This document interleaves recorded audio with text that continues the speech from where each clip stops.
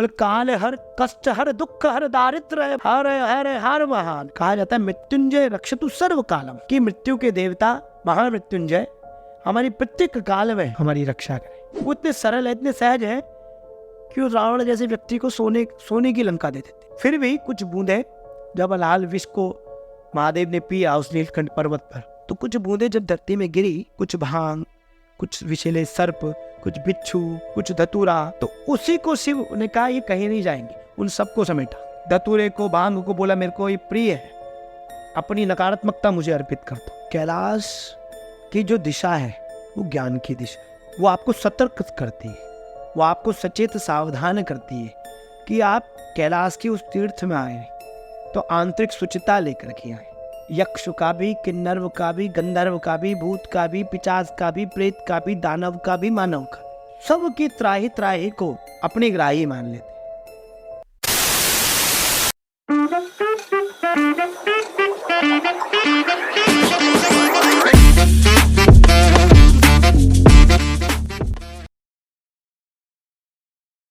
नमस्कार, स्वागत है आप सबका मिस्टिकल टॉक्स के एक और नए एपिसोड में। और मैं आशा करता हूँ आप सब बहुत ही अच्छे होंगे। और आज का जो ये एपिसोड होने वाला है, एक बार फिर से अध्यात्म से जुड़ी कुछ गहरी बातें इसमें होने वाली हैं, कुछ रहस्यमयी बातें आज हम करने वाले हैं। आज जो हमारे साथ हमारे गेस्ट मौजूद हैं वो हमें सनातन से जुड़े कुछ ऐसे तत्व बताने वाले हैं, कुछ ऐसे रहस्य बताने वाले हैं जिनके बारे में हर किसी को जानकारी होती नहीं है। और इस एपिसोड के माध्यम से हमारा ये प्रयास है कि वो जानकारी हम आप सब तक पहुंचा पाए। तो ज़्यादा समय न लेते हुए स्वागत करना चाहूँगा हमारे आज के खास मेहमान का, श्री मोहित जोशी जी। बहुत बहुत स्वागत है मोहित जी, आप। बहुत बहुत धन्यवाद। और क्या चल रहा है जीवन में? बड़ा आनंद है, शिव की कृपा है। शिव की कृपा है आपने कहा, तो शुरुआत में करना चाहूँगा, शिव कौन है, शिव है क्या? देखिए आदित्य जी, बहुत बहुत धन्यवाद आपका, और आपके सभी तमाम दर्शकों को बहुत बहुत बधाई। अभी हाल ही में हमने शिवरात्रि का ऐसा पर्व जिया। आपका प्रश्न है शिव क्या है। देखिए हमारे शास्त्र, हमारे वेद, हमारे पुराण, हमारे प्रत्येक धर्म शास्त्र कहते हैं, बोले शिवम भूत्वा शिवम यजीत, शिव बन करके शिव को पूजे। अगर आपने शिव की उपासना करनी है, शिव की साधना करनी है, शिव को यज्ञ स्वरूप मानना है, तो आपने शिव बनना पड़ेगा।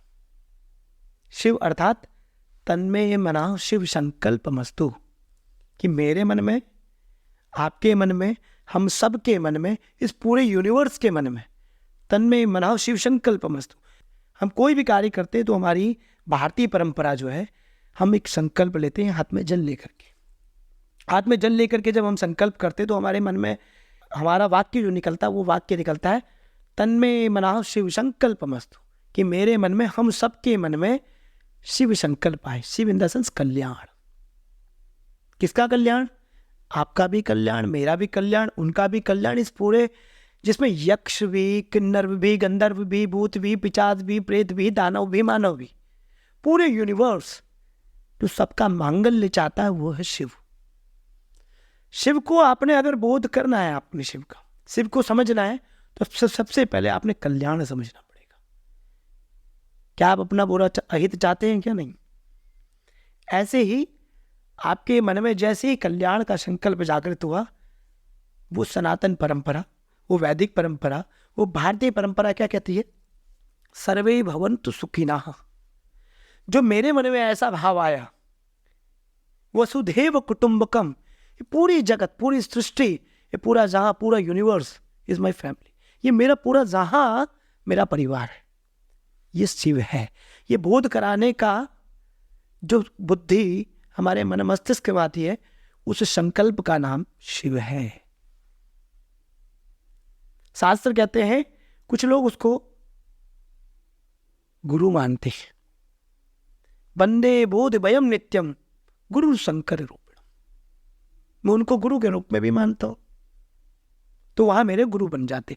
जहां मेरे मन की विकृति का नाश, जहां मेरे मन की अंध कामनाओं का नाश, जहां मेरे मन के सकल सिद्ध करने की क्षमता अगर कहीं से लेके आते हैं, तो वहां मेरे इष्ट, मेरे गुरु बने जाते हैं। शिव एक तत्व है। जैसे पंच तत्व हैं, अपने अपने तपन, अग्नि अपना तप देती है, पृथ्वी अपना वात्सल्य देती है, उसी प्रकार से शिव तत्व का नाम है कल्याण। अगर आपने शिव को समझना है ना, तो आपने शिव तत्व को समझना होगा, जो प्रेतों का तो है ही, यक्ष का भी है, वो मानव का है तो वो दानव का भी है। वो इस सृष्टि में कण कण में, आप कहेंगे कि शिव सिर्फ एक पिंडी में जाकर के जल को शिव को अर्पित कर दिया, अर्घ्य दे दिया तो शिव नहीं।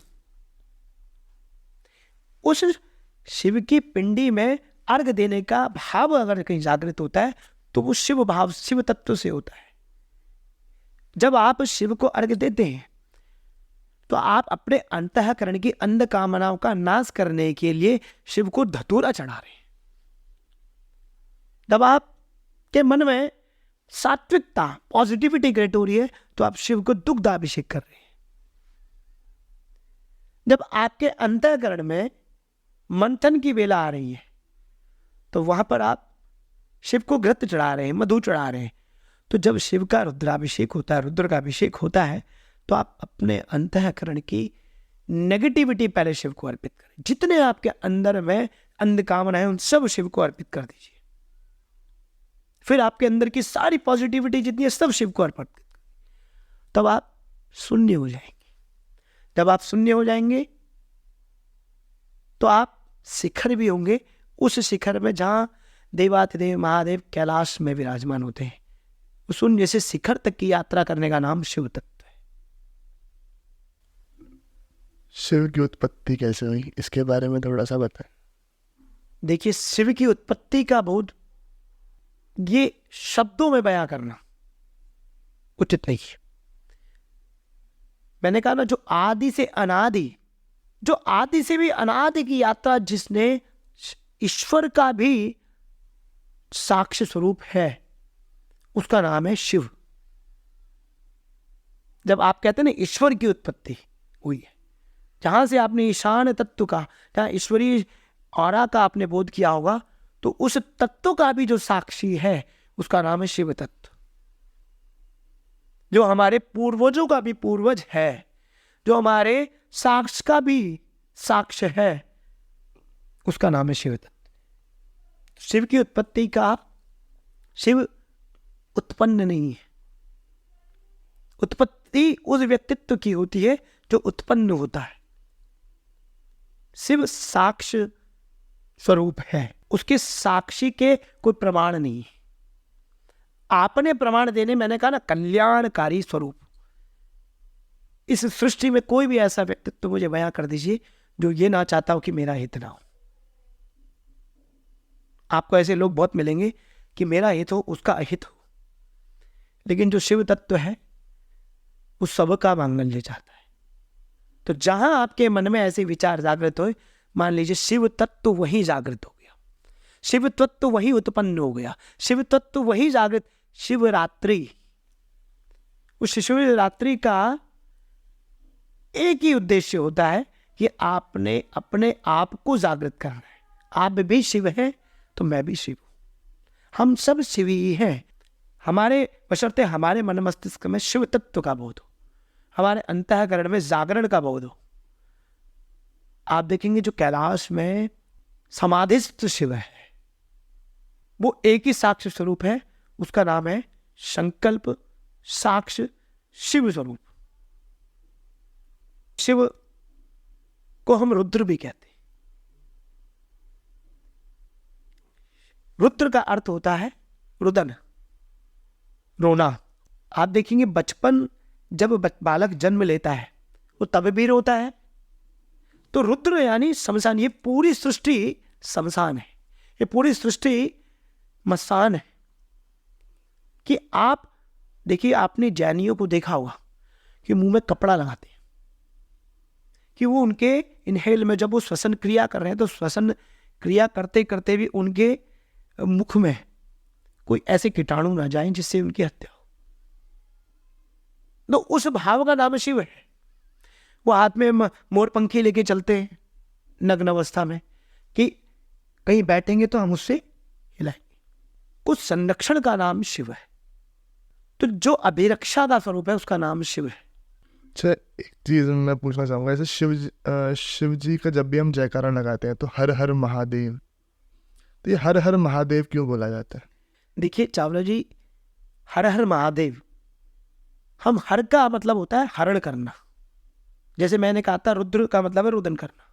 मैं रुद्र पे पहले आ रहा था कि हम प्रतिपल रो रहे हैं इस शमशान भूमि में, हर पल हम रो रहे हैं। किसी को के पास जो प्राप्त है वो पर्याप्त नहीं है, वो उसको पाने के लिए रो रहा है। और जिसके पास नहीं है वो फिर ही रो रहा है। तो जन्म से लेकर के मृत्यु पर्यंत तक की यात्रा जो रुदन की है, उस रुद्र रूपी रणभूमि में, उस शमशान भूमि में जो अभिरक्षित भाव जागृत करते हैं उसका नाम शिव तत्व है। तो दूसरा प्रश्न आपका था हर हर महादेव।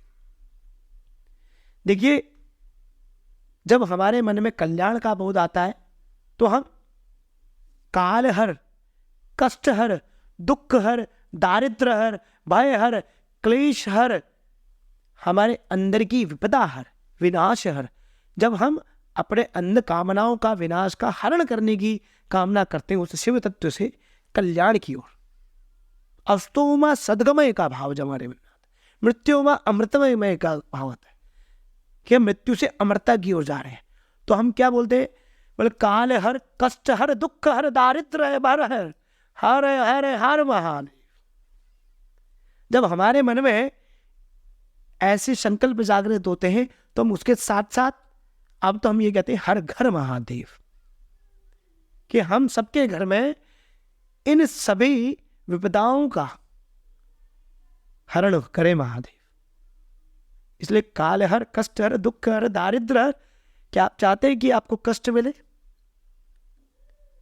आप यदि मुझसे चर्चा कर रहे हैं तो अपेक्षा करते हैं कि हमारी सार्थक चर्चा हो। तो आप चाहते हैं कि यहाँ का जो भी बैरिगेट्स हो उस बैरिगेट्स का हरण हो, उस विपत्ति का हरण हो। तो इसीलिए हम शिव को याद करने के लिए, अपने आराध्य को याद करने के लिए, अपने इष्ट को याद करने के लिए, होने वाली प्रत्येक विपत्ति को हरण करने के लिए हर हर महादेव कहते हैं। एक रौद्र रूप, एक पराक्रम का भाव जागृत होता है तो हम हर हर महादेव कह देते हैं। जहाँ विनम्रता का, कल्याण का बोध होता है तो वहां पे ओम नमः शिवाय कह देते हैं। ये शिव का नाम है। जहाँ अमरता की भाव होती है तो वहां मृत्युंजय महादेव कह देते हैं। जहां हम धर्म की भावना करते हैं तो वहां वृषभध्वजाय नमः कहते हैं।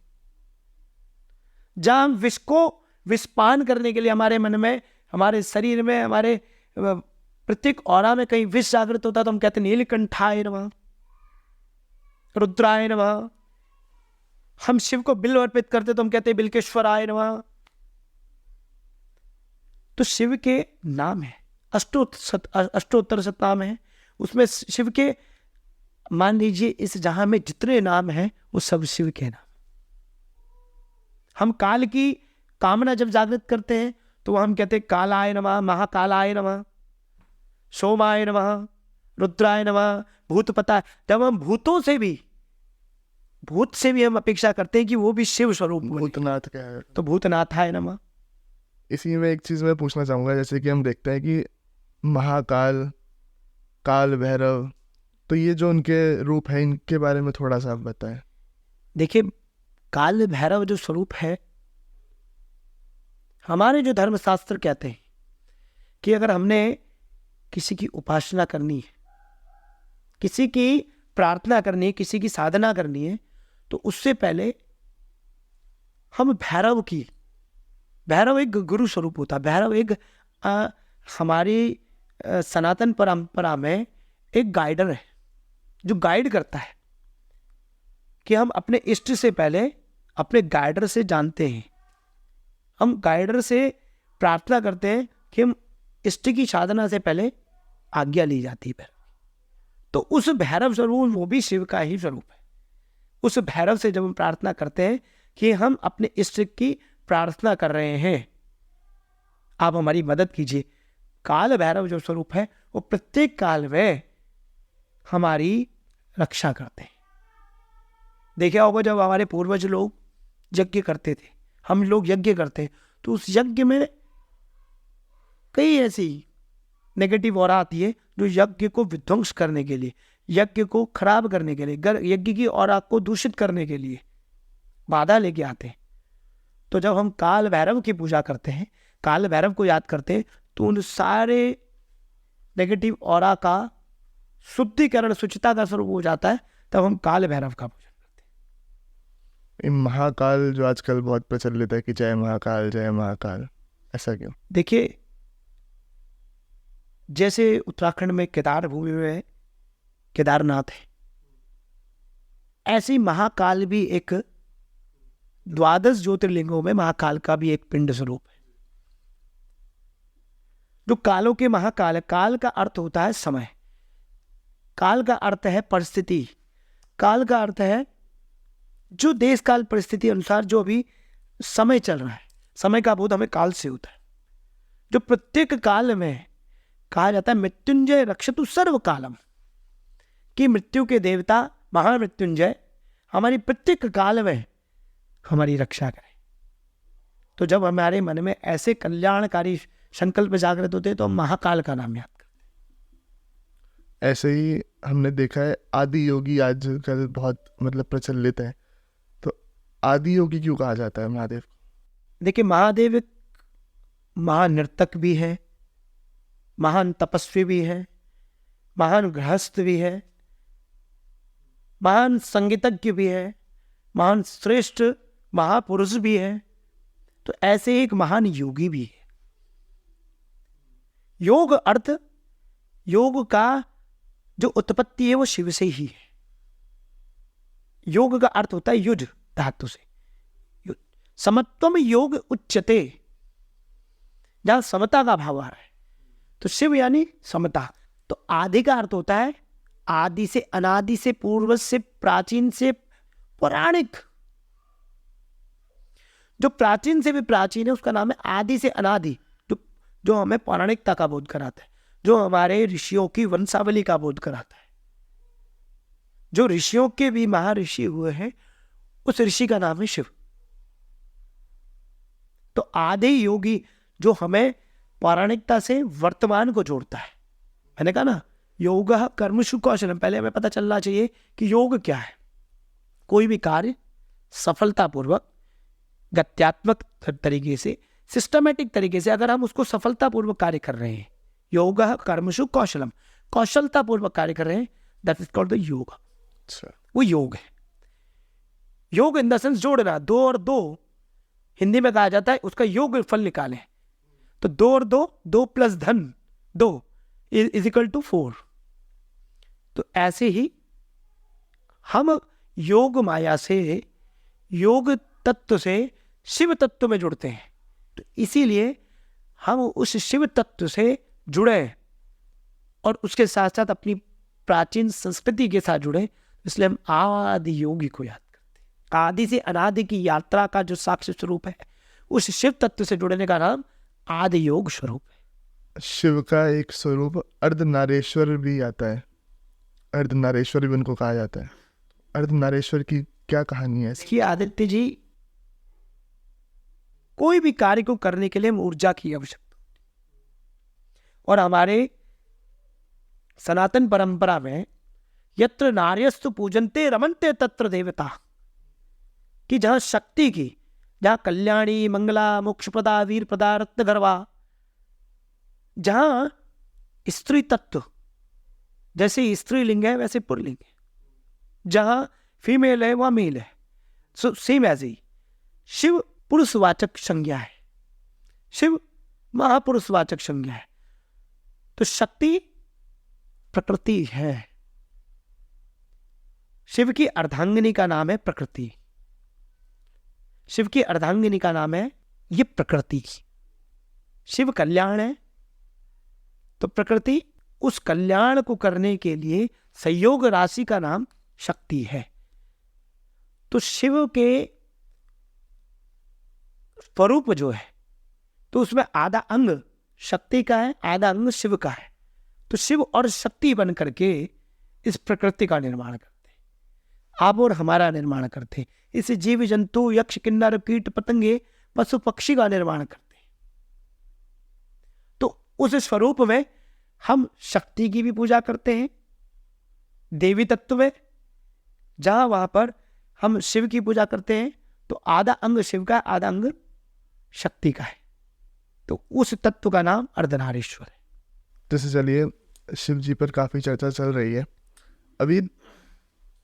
जैसे हम देखते हैं कि त्रिदेव बोला जाता है कि त्रिदेव है हमारे उसमें जो सबसे श्रेष्ठ है, तो ये त्रिदेव की भूमिका क्या रहती है? देखिए, जैसे त्रिदेव में कहा जाता है ब्रह्मा विष्णु और महेश।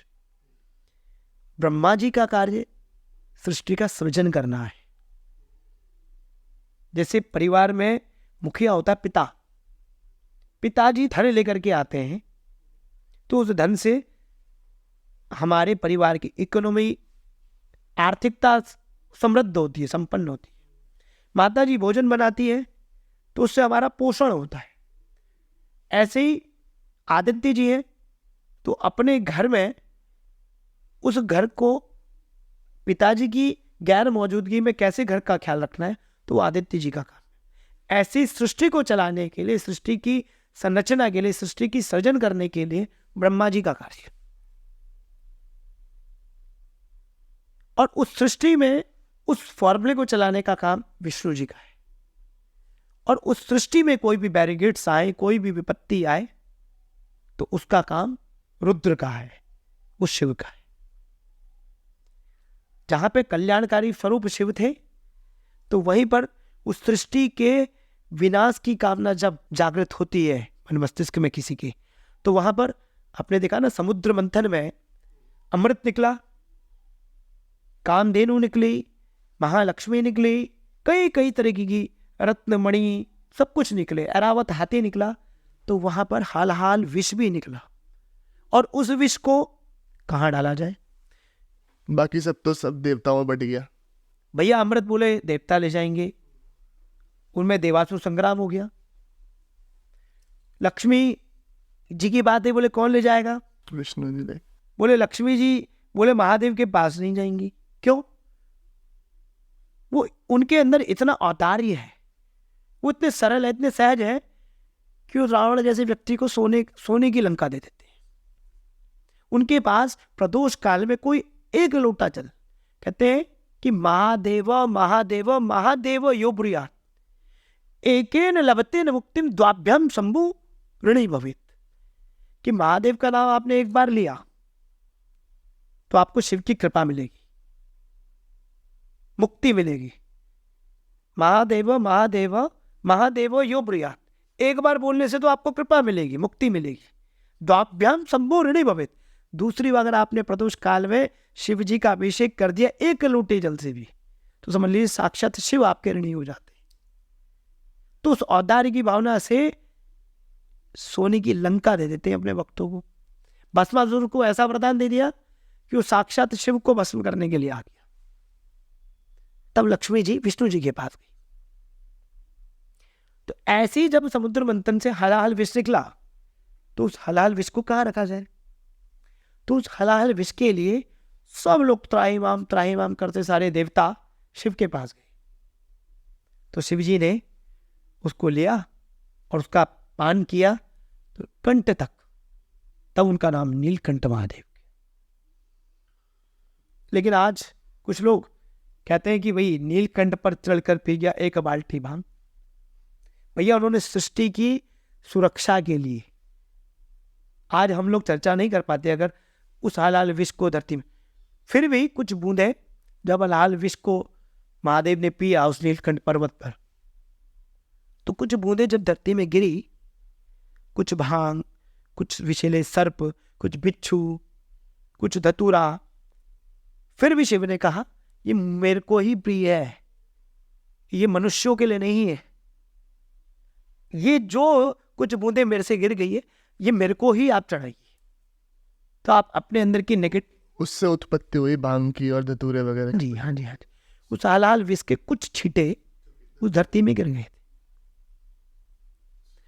तो उसी को शिव ने कहा ये कहीं नहीं जाएंगे, उन सबको समेटा। तो विषैले सर्पों को महादेव ने अपने कंठ में लगाया, बिच्छुओं को अपने कर्णों में कुंडल बना दिया, धतूरे को भांग को बोला मेरे को ये प्रिय है, अपनी नकारात्मकता मुझे अर्पित कर दो मेरा अभिषेक करके। तो ये तो शास्त्रोक्त चीज है। लेकिन अभागे लोग, कुकर्मी लोग तीर्थ की मर्यादा खराब करने के लिए ऐसे गाने बनाते हैं और वहां पर बैठ करके वो भांग पी करके बोलते भंगिया पी गए तरा। तो ये सब चीजें एक गलत अवधारणा की और हमारी परंपरा, हमारी संस्कृति को तोड़ रही है। ये नहीं होना चाहिए। अच्छा मोहित जी, एक प्रश्न काफी प्रचलित भी रहता है कि ब्रह्मा विष्णु महेश में से श्रेष्ठ कौन है? देखिए, सृष्टि की अगर आप इसमें प्रश्न आप करेंगे तो शिव सबके अधिष्ठाता है। मैंने कहा ना, शिव का मतलब है कल्याण। वो ब्रह्मा का भी कल्याण चाहते हैं, वो विष्णु जी का भी चाहते हैं। ये एक दूसरे के पूरक है। सृष्टि का सामंजस्य आपने बनाना है तो ब्रह्मा विष्णु महेश तीनों का सामंजस्य आपने करना होगा।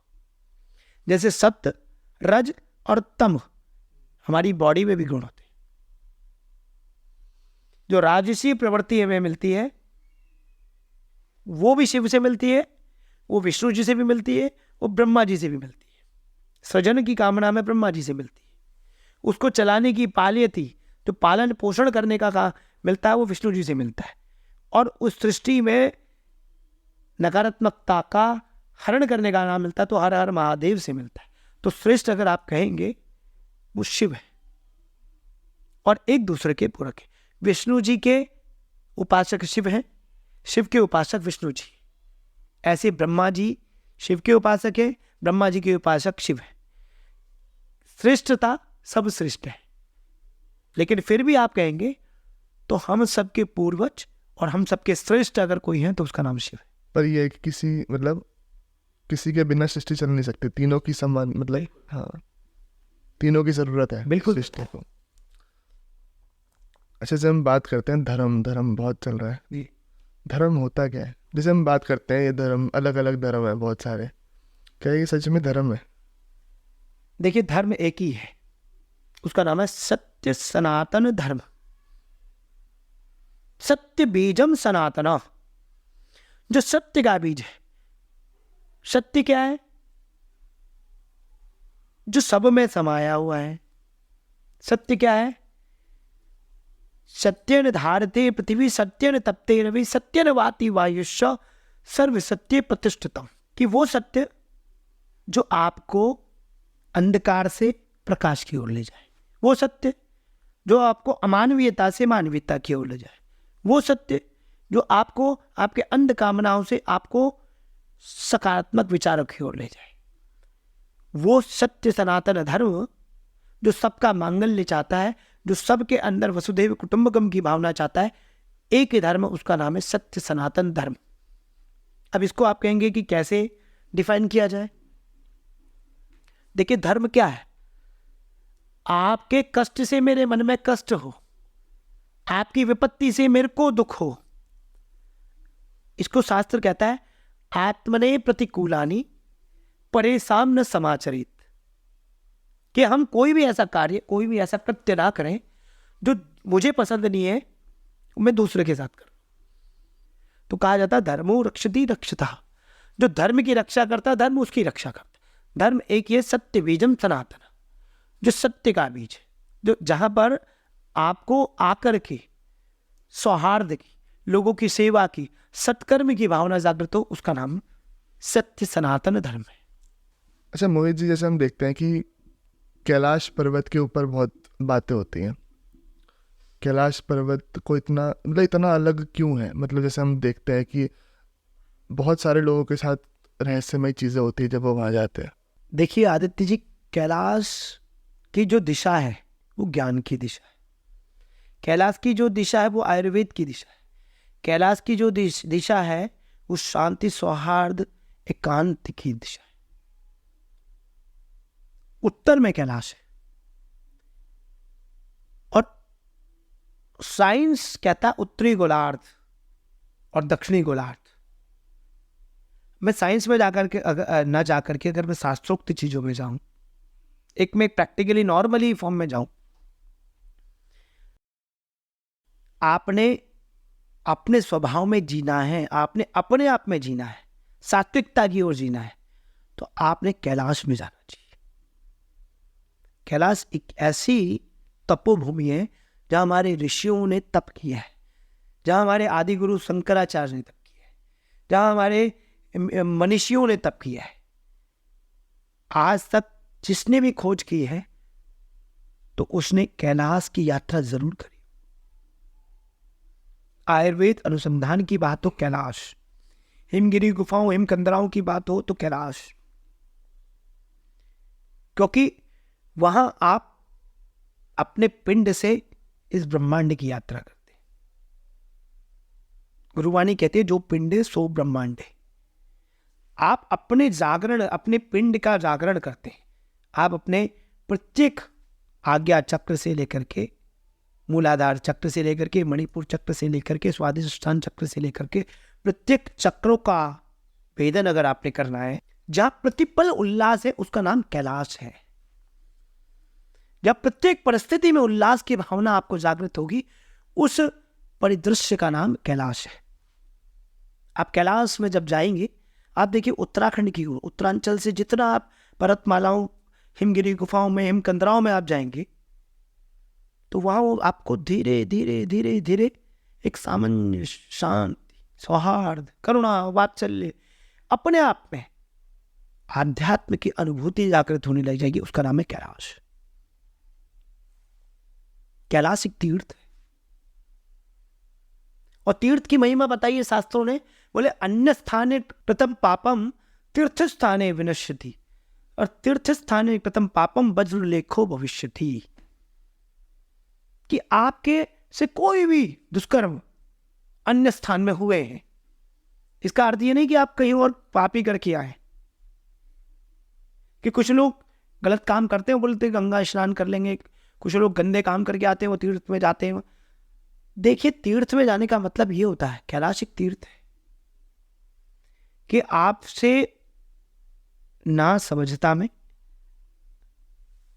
आपके अनकॉन्शियस माइंड से कोई भी ऐसे कार्य हुए हैं कि आपने उसको नहीं समझा था, अब आप तीर्थ में आप प्रायश्चित करने के लिए आ रहे हैं। तो अन्य स्थाने कृतम पापम तीर्थ स्थाने विनश्यति, आपके सारे पापों का क्षय हो जाता है उस कैलाश में जाकर के। जिस कैलाश में, क्योंकि वहां की ऑरा, वहां की शुद्धता, वहां की शुचिता, वहां का वायुमंडल, वहां ऋषियों ने तप कर करके वह साक्षात शिव का स्वरूप है। मैंने कहा था ना, शिव इन द सेंस कल्याण। जब सबके कल्याण की भावना जागृत हो रही हो और वहां आप दुष्कर्म कुकर्म करें, तो आप नहीं वहां जी पाएंगे। कैलाश में वही जी पाता है, कैलाश में वही पर्वतरोही पहुंच पाता है, कैलाश तक वही जा पाता है जो कल्याण का बोध लेके जाता है। उल्लास की उस तपस्थली का नाम है जहां आपने जा करके अपने आप को स्व में जीने की भावना आ जाएगी। स्वभावो उत्कर्ष इति आध्यात्म। आप जब अपने स्वभाव में जी लेंगे तो वहां जाकर के आप आध्यात्मिक क्रिया विधि में भाग ले पाएंगे।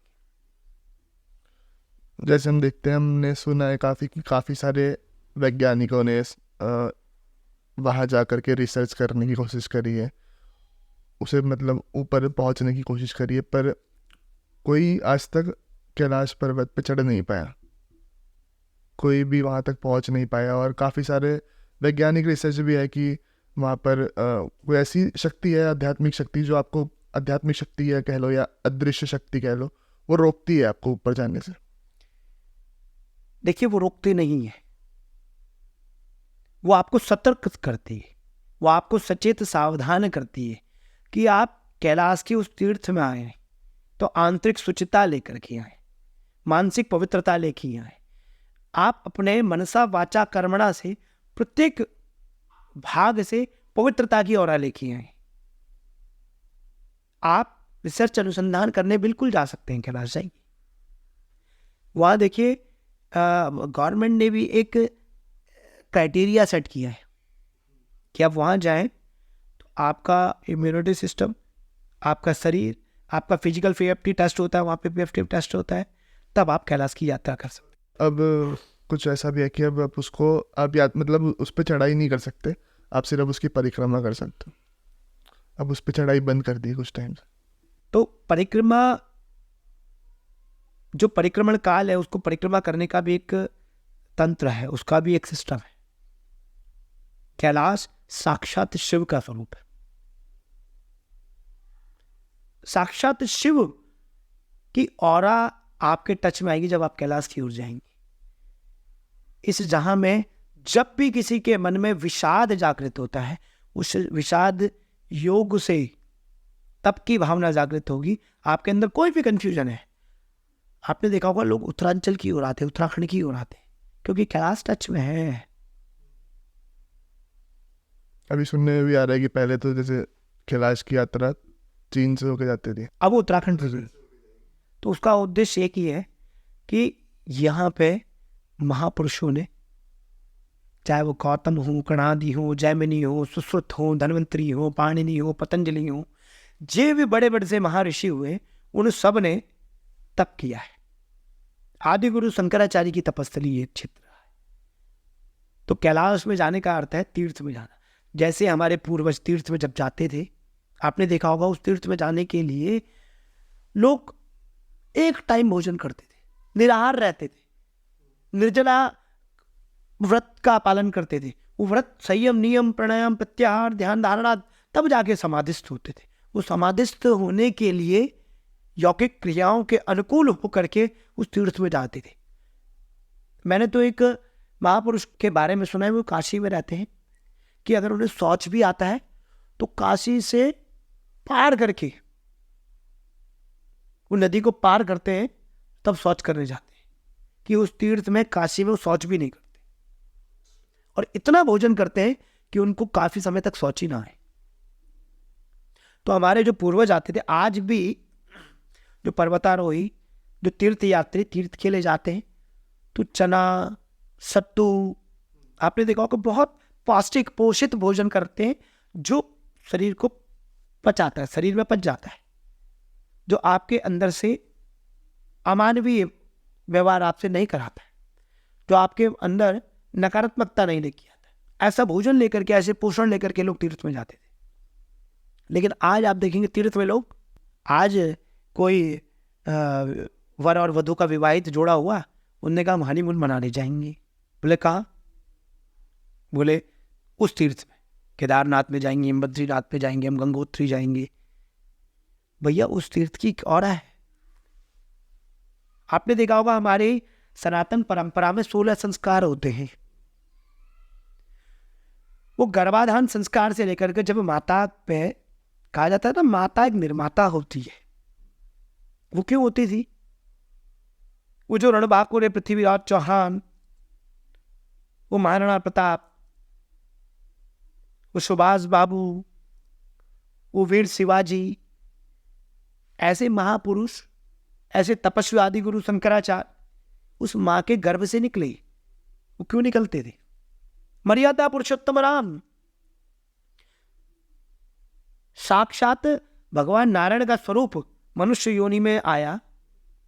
वो क्यों आया? उस मां की कोख से जन्म लिया। क्यों लिया? वो भारतीय सनातन परंपरा का परिचय देने के लिए। तो एक हमारे 16 संस्कारों में एक संस्कार होता था गर्भाधान संस्कार, होता है आज भी। उसमें ऋतु, काल, समय, परिस्थिति, ग्रह, दिशा, नक्षत्र, चाल, इन सब की ऑरा को चेक किया जाता था। तब जाकर के नर और मादा का संयोग होता था। नर मादा पे निषेचन तभी किया करता था, वो एक काल होता था, उसका एक काल निकाला जाता था कि गर्भाधान संस्कार। ऐसा थोड़ी कि आप तीर्थ में जाएंगे और आप जाकर के गलत तरीके से गलत काम करेंगे, कुकर्म करेंगे।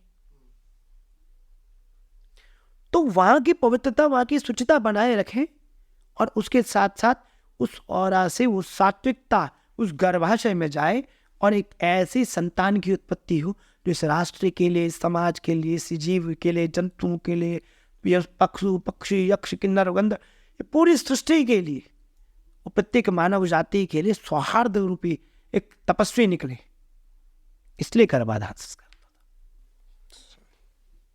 ऐसे उपनयन, ऐसे वेदारंभ कि आप देखेंगे वेद पढ़ने से पहले वेदारंभ संस्कार होता था कि वहां से वेद आरंभ हो जाएगा। उससे पहले उपनयन संस्कार होता था, यज्ञोपवीत, कि आपने यज्ञोपवीत पहन लिया है, अब आप विप्र हो गए, अब आप वेद पढ़ने के अधिकारी हो गए, अब आप शास्त्र पढ़ने के अधिकारी हो गए, अब आप गुरुकुल शिक्षा पद्धति की ओर जाने के अधिकारी हो गए। आजकल हमारी जो शिक्षा पद्धति आपने देखा होगा, विद्या ददाति विनयम विनय ददाति पात्रत्वम, ऐसी विद्या, ऐसी शिक्षा प्रणाली हमें मिलती थी कि जिससे विद्या ददाति विनयम, जहां से हमें पोलाइटनेस, विनम्रता होती थी। विनय ददाति पात्रत्वम, जब आपके अंदर पोलाइटनेस आएगी तो पात्रत्व अपने आप ही आ जाएगी, डेजिग्नेशन जिसे आप लोग कहते हैं।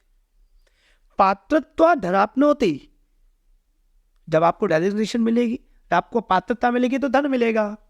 धनाधो धर्म तत्सुखम, उस धन से आपको सारे सुख समृद्धि मिलेगी। तो वो ऐसी शिक्षा प्रणाली होती थी कि जिससे आपको विनम्रता हो। आजकल का कोई एजुकेटेड इंटेलेक्चुअल व्यक्ति अपने आप को पढ़ा लिखा समझता है तो वो अशिक्षित वर्ग से, इलिटरेट लोगों से किनारा करता, बोले मैं पढ़ा लिखा हूं जी, मैं इन लोगों से थोड़ा अलग रहूंगा। अरे भैया, हमारी जो शिक्षा पद्धति थी वो लोगों को जागरूक करने के लिए, वो लोगों को शैक्षिक करने के लिए, लोगों को जो गर्त में गिरा हुआ समाज है उसको उठा करके सुदृढ़ और संपन्न बनाने की जो शिक्षा पद्धति थी वो गुरुकुल शिक्षा पद्धति। वो गर्भाधान संस्कार से लेकर के अंतिम संस्कार तक के जो काल संस्कार है, आप देखिए आजकल लोग देवातिदेव महादेव का जहां विवाह हुआ त्रिजुगी नारायण में, वहाँ पे डेस्टिनेशन वेडिंग, वहां का विवाह का आप देखिए आप कैसा, मैं प्री वेडिंग शूट कर रहे, भैया आप खींचिए। मैं अभी एक बहुत अच्छा वीडियो देख रहा था, गंगा की गोद में एक वर और वधू का जोड़ा प्री वेडिंग शूट करना चाहिए, खींचिए आप, कोई दोगला नहीं। लेकिन आप अपनी भारतीय परंपरा, अपनी भारतीय संस्कृति, अपनी भारतीयता का बोध तो करेंगे। तो उन्होंने बहुत अच्छा किया, मैंने देख रहा था, वो गंगा जी में जाकर के आचमन लेकर के, गंगा जी में जाकर के दीप दान करके वो बहुत अच्छा वो वायरल हो रहा है। तो ऐसे लोग जब आते हैं समाज में तो आप देखेंगे साउथ में आज भी हमारी संस्कृति जीवित क्यों है कि वहां अगर विवाह होता है तो वर अपनी भारतीय परंपरा की धोती पहनता है, वो खादी धोती, वो रेशम का वो सिल्क का कपड़ा आज भी पहनता है कि वो आने वाली पीढ़ी को अपनी संस्कृति दे पाए। आज भी वो नाद योग, वो सहनाइयां, वो वेद मंत्रों से वो शंखनाद घंटना आज भी वहां के विवाहों में होते हैं। लेकिन हम लोग जो मुगलों ने नौकरशाहियों के टाइम पे हम लोगों ने ब्रास बैंड बनाए, हम लोगों ने वो नकली कोट पैंट बनाया, उस क्या है ये तरीका? नकली एक दिन का आपने राजा तैयार कर दिया उस दूल्हे को और कल से फिर वो वही उसी परिस्थिति में तंत्र में रहेगा। आप उसको अपने वास्तविक स्वरूप में जब तक नहीं उसको तैयार करेंगी, आप भले ही आप पैंट शर्ट अपने रोज के काम धंधों में पहनिए, लेकिन जब मैं कल मार्केट से गुजर रहा था, मान लीजिए अगर ये धोती लेने अगर मार्केट में जाएंगे तो बोलेंगे मैं आपको पूजा के लिए चाहिए, तो वो सस्ती सी धोती निकाल के दे देंगे आपको।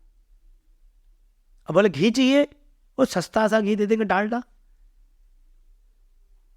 तो मतलब पूजा के लिए, सनातन परंपरा के लिए, संस्कृति के लिए हमने कोई कार्य करना है, यज्ञ के लिए अगर हमने घी लेना है तो सस्ते वाला लेंगे जी, क्योंकि एक दिन हमने करना है। अगर हमने धोती लेनी है तो वो सस्ती सी खत्तर की कोई बेकार सी धोती दे दो जी, एक ही दिन पहननी है। अरे भैया, जब हमारी संस्कृति का, विवाह का, हमारे संस्कारों की पद्धति का पर्व आए तो हमने सबसे बेस्ट, सबसे बढ़िया, सबसे संपन्न चीजों का उपयोग करना चाहिए। ये परंपराएं हमारी भारतीय परंपरा होती थी, इसलिए उस तीर्थ की मर्यादा, उस तीर्थ की, वहां पर लोग उस तीर्थ की मर्यादा के रूल्स रेगुलेशंस को फॉलो करते थे। आज कानून बना दिए गए हैं। आज गंगा के तट पर उसकी सुरक्षा करने के लिए पुलिस ऑपरेशन मर्यादा चलाती है, ठीक है, लेकिन आपके आंतरिक कानून कब बनेंगे? हम उस गर्भाधान संस्कार से, हम उपनयन संस्कार से, उस विवाह संस्कार से, उस वेदारंभ से कि वो व्यक्ति उस सृष्टि का मित्र बनता था, वो व्यक्ति उस पारिस्थितिक तंत्र का फ्रेंड्स बनता था, वो गंदा नहीं करता था। मैं एक दिन का वाक्य आपके साथ साझा करना चाहूंगा चावला जी। एक दिन मैं गंगा में आचमन कर रहा था, स्नान करके बाहर आया तो वहां पे बहुत अच्छा पढ़ा लिखा इंटेलेक्चुअल व्यक्ति अपने आप को मैं देखने में तो लगता था। वो अपनी बढ़िया लग्जरी गाड़ी से उतरता है और 10 कुंटल कोयला लेकर के गंगा में प्रवाहित करने के लिए, किसी व्यक्ति ने उसे बोल दिया होगा कि भैया आपका शनि ठीक हो जाएगा। अच्छा। अब उससे पहले 11 नारियल पोटली में बांधे और प्रवाहित किया। मैंने कहा ठीक है भैया, ये नारियल है, या तो मच्छियाँ ले लेंगी या कोई बच्चा पकड़ करके उसको दोबारा रिड्यूस रिप्रोडक्शन आरती प्रोसेस से दोबारा उपयोग में कर लेगा, या कोई ना कोई खा लेगा, फल है। अब वही व्यक्ति वो लाल कपड़े के पोटली में बांध करके कोयले को डाल करके कोयले की पोटलियां बना बना के गंगा में प्रवाहित करने लगा। तो मैं गया, मैंने कहा खबरदार, धैर्य रखिए प्रभु, रुक जाइए। तो उस व्यक्ति को लगता है मैं शनि का उपाय कर रहा हूं, ये व्यक्ति मेरे पारिस्थितिक तंत्र में बैरिकेड बन के आ गया है, विघ्न डाल रहा है। मैंने कहा अरे भैया मैं आपसे निवेदन कर रहा हूं, प्लीज ये काम मत करिए, लेकिन नहीं माना। और नहीं माना तो मैंने फिर समझाया, मैंने कहा एनजीटी की रिपोर्ट ही आप पढ़िए, ये कानून है कि आप अपशिष्ट पदार्थ गंगा में नहीं डालेंगे। लेकिन वो व्यक्ति फिर भी नहीं मानता है। फिर मैंने निवेदन किया, नहीं माना, तो फिर मैंने नजदीकी पुलिस थाने में एक संपर्क करके उस व्यक्ति का चालान, उस व्यक्ति का कोयला जब्त, उस व्यक्ति की वो गाड़ी का चालान करवाया। मैंने उसे बताया, उससे पहले मैं कई बार उससे आग्रह किया, मैंने कहा इस कोयले को लीजिए, बाबा बंसी वाले का आश्रम है हरिद्वार में कि वहाँ दे देंगे। वहाँ प्रतिदिन 5,000 साधु भोजन करता है, प्रतिदिन 2 से 2,500 विद्यार्थियों का भोजन वहाँ बनता है। भैया इस कोयले से रोटी सेकेगी और आपका शनि ठीक हो जाएगा। वो शुभकामनाएं, वो दुआएं, वो आशीर्वाद आपको फलित होगा और आपका शनि सेट हो जाएगा। मैंने कहा इस जल में आप ये कोयला डालेंगे, उसमें इतनी मच्छियाँ मरेंगी, उसमें पूरा हरिद्वार जल को पीता है, इतने लोगों की लंग्स में इन्फेक्शन हो जाएंगे। मैंने क्या शनि महाराज आपसे संतुष्ट होंगे? मैंने कहा शनि आपके ठीक नहीं होगा और ठंडी सड़क बेड़ा करक हो जाएगा। मैंने कहा मत कीजिए, लेकिन वो व्यक्ति नहीं माना। मैंने कहा आप देख लीजिए 5 से 7 मिनट का अंतराल दे रहा हूं, नहीं तो शनि महाराज अभी आपको ठीक कर देंगे।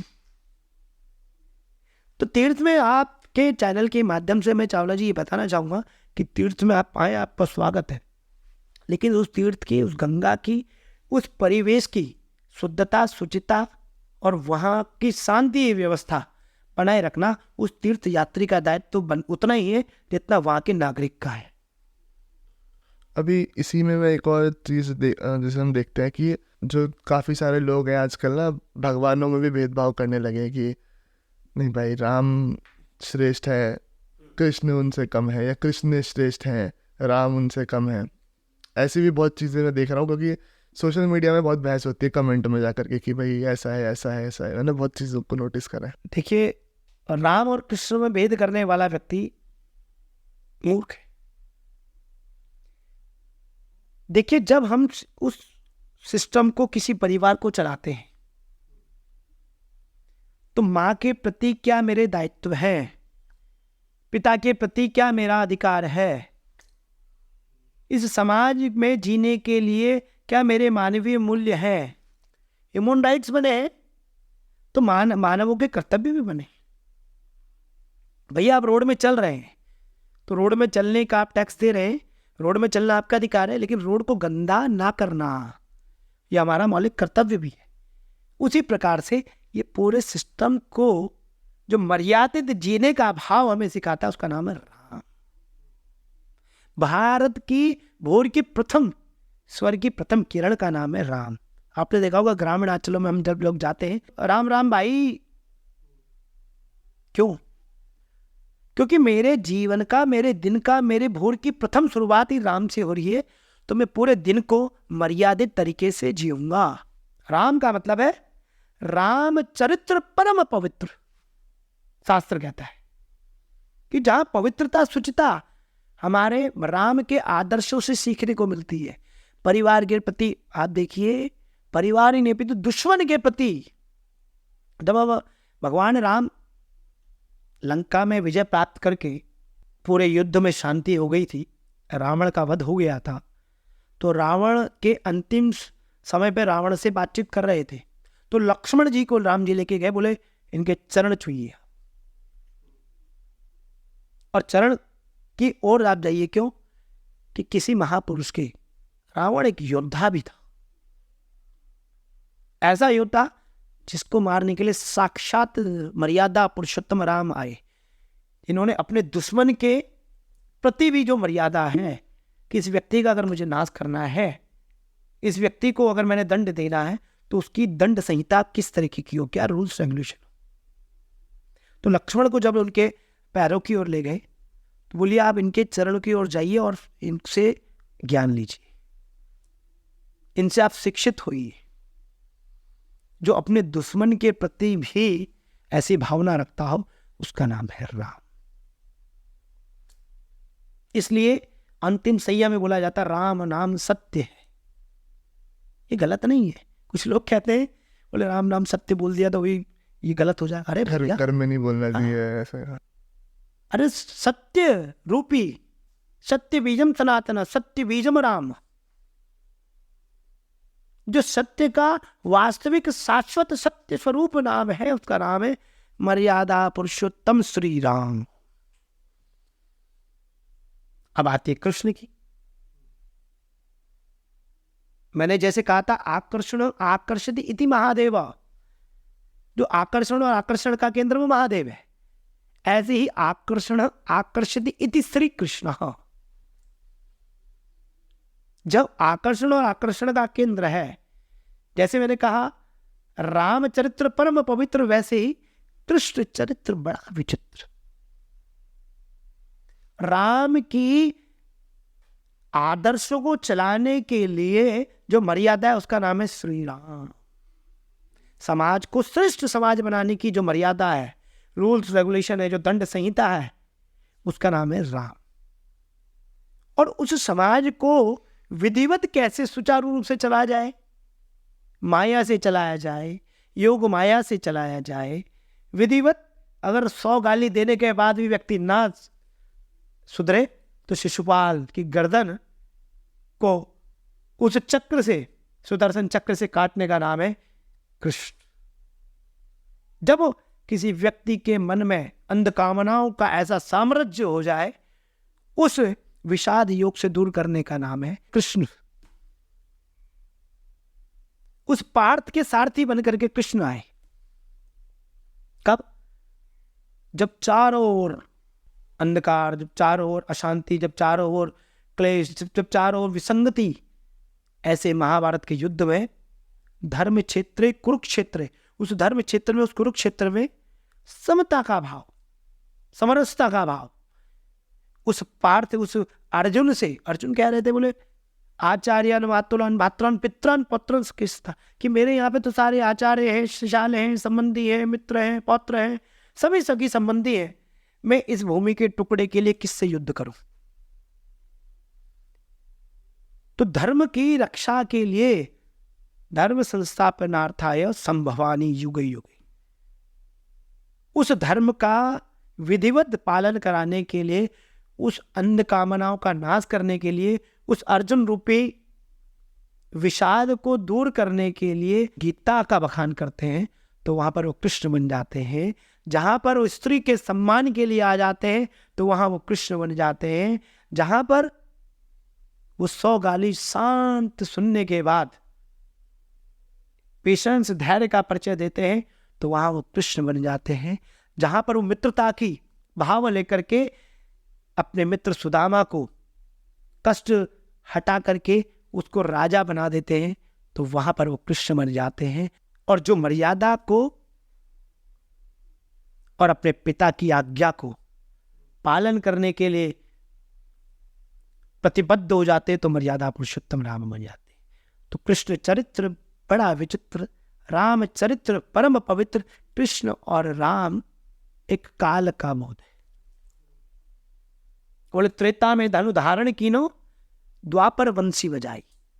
उस त्रेता के कालखंड में मर्यादा पुरुषोत्तम राम धनु धारण करके धर्म की बोध कराने के लिए राम बनकर के आए।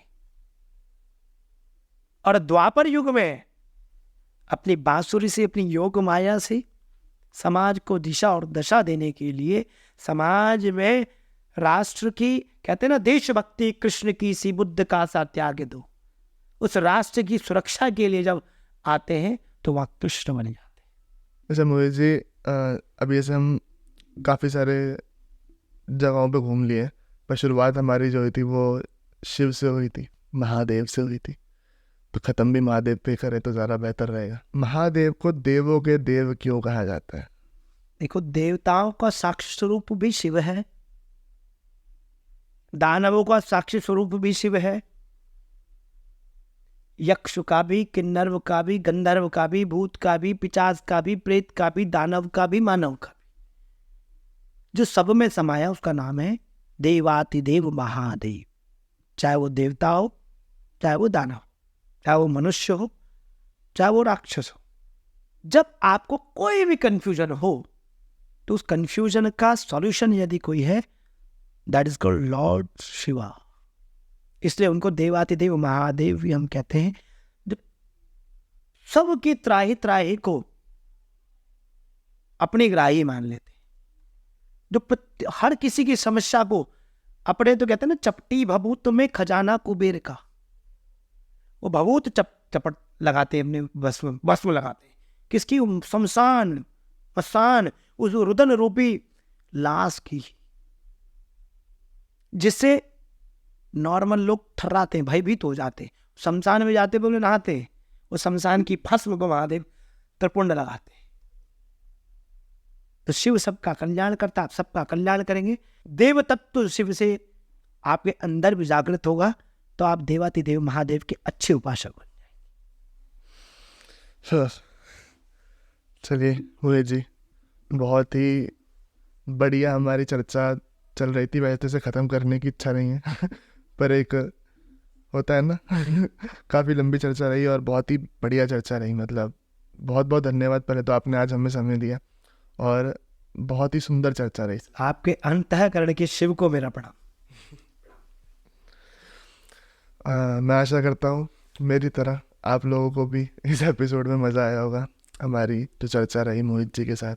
मैं बिल्कुल आशा करता हूँ कि मोहित जी हमें दोबारा बहुत जल्दी समय देंगे, निश्चित। और ऐसे ही और भी बहुत सारा ज्ञान मोहित जी से हम प्राप्त करेंगे अगले एपिसोड में। चलिए फ़िलहाल इसको ख़त्म करते हैं, इस एपिसोड को यहीं पर। और आप लोगों का बहुत बहुत धन्यवाद कि आपने इस एपिसोड को अंत तक देखा। और अगर आपको हमारा काम अच्छा लग रहा है, हमारे एपिसोड्स पसंद आ रहे हैं, तो जुड़ जाइए चैनल के साथ में। ऐसे ही बहुत सारी पर्सनैलिटीज़ आती रहेंगी और हम उनसे नए नए मुद्दों पर, विभिन्न मुद्दों पर चर्चा करते रहेंगे और नई नई बातें, नई नई जानकारियाँ जानते रहेंगे। मैं मिलूँगा आपसे अगले एपिसोड में, तब तक के लिए जय हिंद, वंदे मातरम, ओम नमः शिवाय।